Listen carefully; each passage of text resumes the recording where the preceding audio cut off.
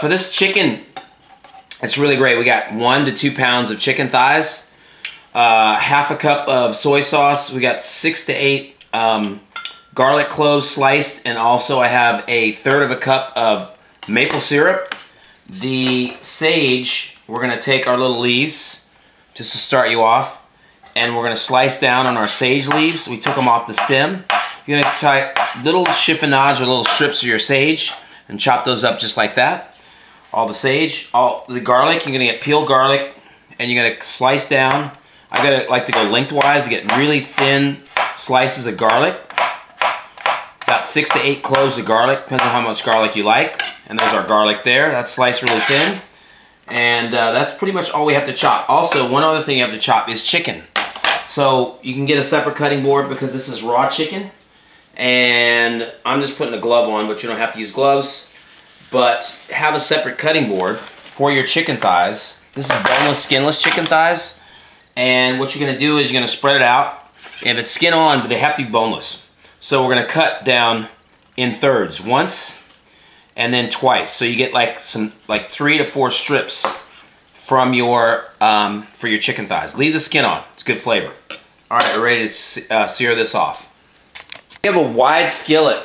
We have our oven preheated at 400, and we got about 2 to 3 tablespoons of clear or light olive oil. So we're gonna put our oil in first, okay? And it's gotta be hot, like really hot. So what's gonna happen is you're gonna start putting in your chicken and start spreading it out, a really high heat, and make sure they're spread out. If you have to go in 2 batches, go 2 batches. But just spread them out and surface them out so they're gonna start searing, all right? So this has been about 4 minutes, and we're gonna start flipping them over. You got a high heat. Just keep going with a high heat. And if they stick a little bit, it's okay. Just start flipping them all over on the other side. All your strips, you're gonna flip over the other side and keep your heat going super high. Don't stop, all right?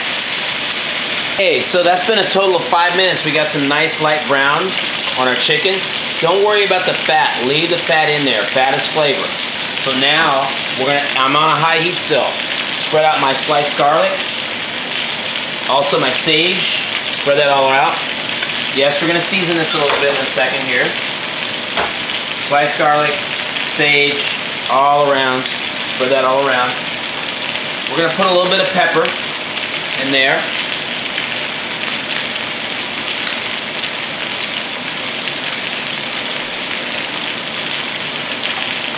A little bit of pepper. We don't need salt because we're gonna have soy sauce, so we don't need salt. A little bit of pepper, and now we're gonna add our soy sauce and our maple syrup, and our soy sauce all around. We're gonna start lower our heat to a low heat now, and just spread that out just like that. Make sure they're not sticking in the bottom. Just spread it out. And it's on a low heat now. Our oven's already preheated to 400 degrees. We're gonna put this in the oven for at least 20 minutes, and then we're gonna check it. All right, so that's all ready to go into the oven. Okay, here we go in the oven. It's hot, it smells good. Our sauce is starting to reduce down. We're gonna put that in the oven now.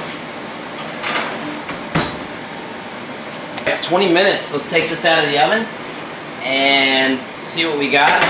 You want to make sure your chicken's at 165, looking good, and we're ready to serve it.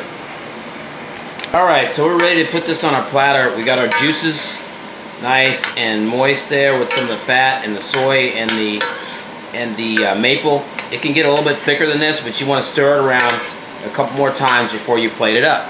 There we go. Also, don't forget you're going to put pepper flakes at the end for some heat. Just a couple sprinkles there and you are all set.